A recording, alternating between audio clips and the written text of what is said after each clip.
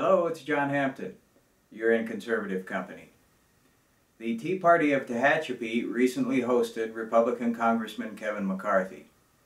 Congressman McCarthy represents California's 22nd District, which of course includes Tehachapi. He also serves as the Majority Whip in the House of Representatives. I've put together a two-part video highlighting his comments. In my article, you will find a link that will take you to part 2 of the video. Thank you for watching. Joe Biden quoted me. He went to the NAACP and he stands up there and he says, "These Republicans were always out to defeat this president." He said they had a dinner on the night of our inaugural. And it was Kevin McCarthy, Eric Cantor, and Paul Ryan. And you know what they said? Kevin McCarthy stood up there and says, "We have to throw our ideas against every idea the president has." You know what I said? That's true. I did do that. And I sat at that dinner. There's nothing wrong with having the idea win at the end of the day. They're just offended we don't just accept what they say. Now I'll tell you this. We just went on recess from Washington, so you should feel a little safe. But August 2nd, our last day, Paul Ryan and I were having this little meeting in the office, and I said to Paul, "Paul, I really hope he picks you, but I don't think he will." But Paul said, Paul's a real humble guy. He goes, it's just an honor to even be in the running. It's just so surreal that he'd even talk to me. And he goes, but I love to barbecue, Kevin. I said, I know. Because he's a hunter. He goes, "I found this barbecue. It's kind of expensive, but I could put my ribs on there and leave them for 6 hours and come back. And my wife told me the other day, if I don't get picked, I could go get that barbecue."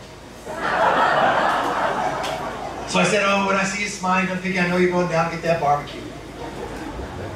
So when he got picked, when he went to Northwood, he called me.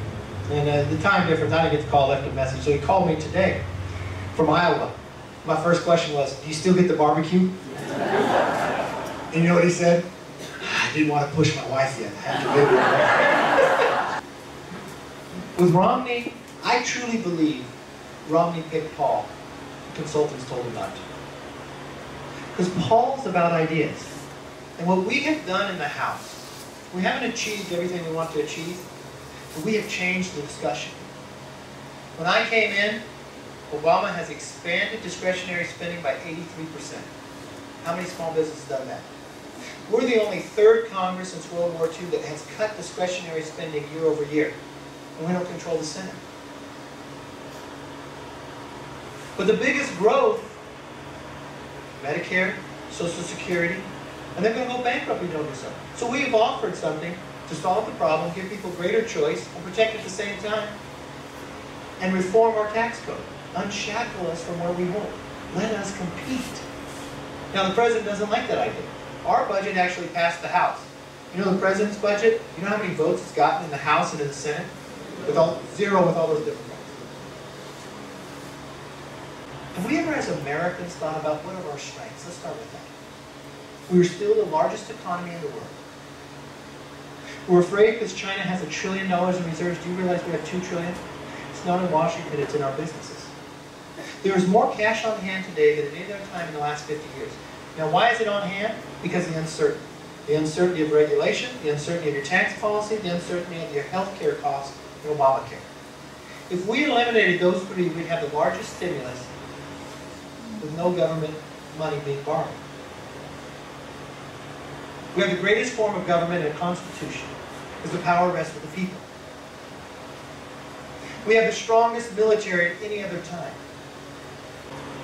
This election, I'm afraid if we don't win it this time, I don't know that we'll win it in 4 years. 47% of this country pays nothing in. They're takers instead of providers. I believe as a whole, and I don't believe in what this president does to try to divide this nation. I want to unite this nation as Americans first.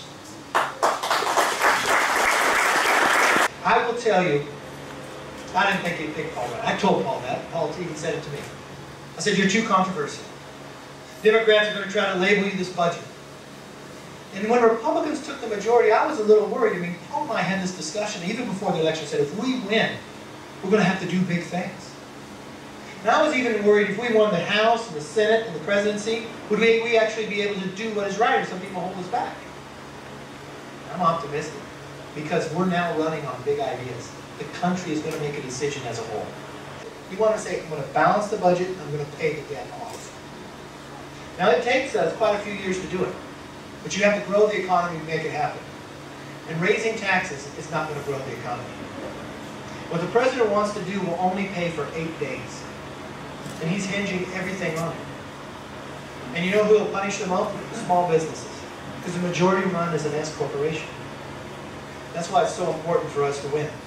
I believe on focusing on small business, not big corporations.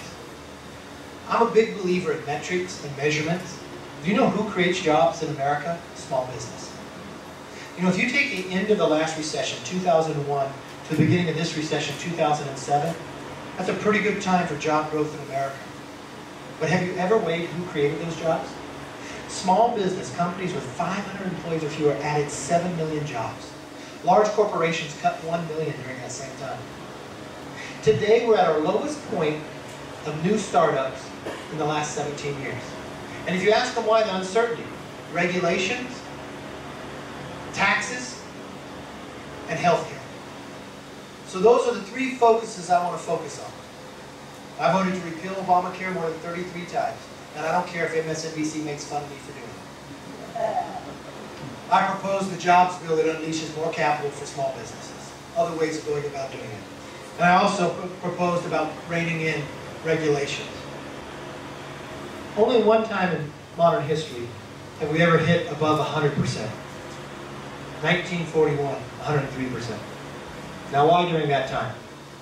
World War II. Who were we borrowing from then? Ourselves, right? What happened after? If you watch, and the graph goes down like this, because we paid off the debt, like this. Now we're on a graph like this. Now why are we borrowing the money now? For our social welfare. $1 trillion a year since this president's come in. Now first and foremost, the first thing you should expect of elected officials is to produce a budget. If you can't produce a budget, you shouldn't be able to move forward.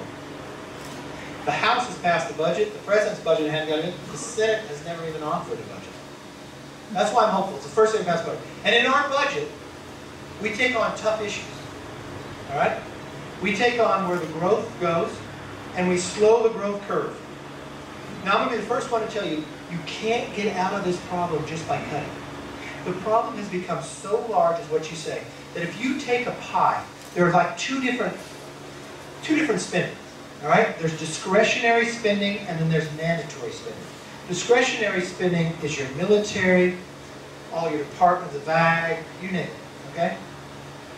If I wiped away all discretionary spending, we would still have to borrow money. That's how large this debt has become. So what you have to do is, you have to cut spending, but you have to grow the economy. The scariest lunch I ever had was in the White House. Right after I got elected majority whip, the White House called and said, can you come over for lunch? I said, okay. So my first thought when I walked in, we had this little room right outside the Oval Office for lunch. I thought, I wish every teacher ever had me could see me, because none of them thought I could be there. So the table's not very big. It's a little longer than this, and the president sits at the end. Boehner sits over there. Cantor sits there. I got the short straw. I'm down here by Biden. Okay. So no teleprompters or anything, and we're just having a discussion. He doesn't know us. We don't know him. We're trying to get to him.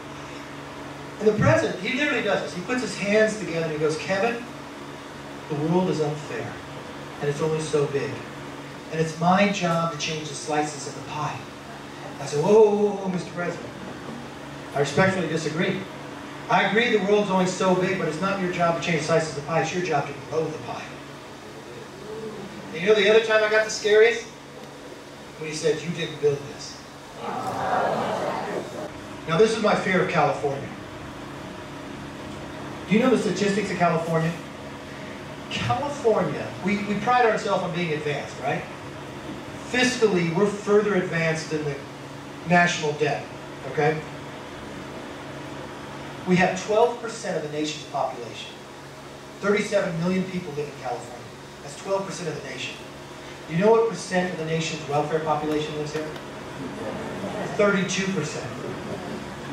Texas has roughly 6 to 7% of the nation's population, have 2% in the nation's welfare population. We get roughly 25% to almost 50% of our budget from 144,000 people out of 37 million. Those senators that are up for election this time got elected in 2006. They voted for all that stuff Obama wanted and never have faced the voters again. Those who did face the voters in the House, they lost.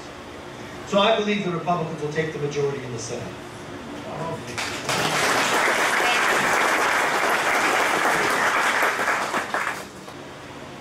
When we were coming down to hold Holder in contempt, Holder had a meeting with Darrell.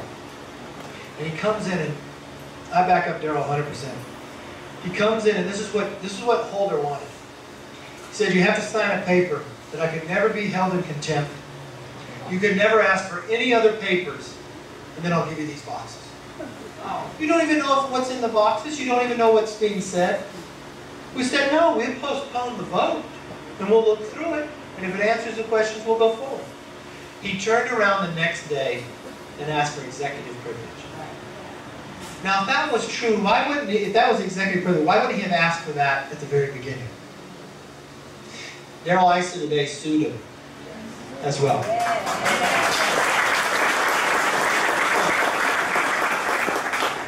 We have an obligated right to get to their answer. A U.S. citizen was killed. People knowingly have gone on. We've got people on record that they knew and they lied to Congress. Why hold that up?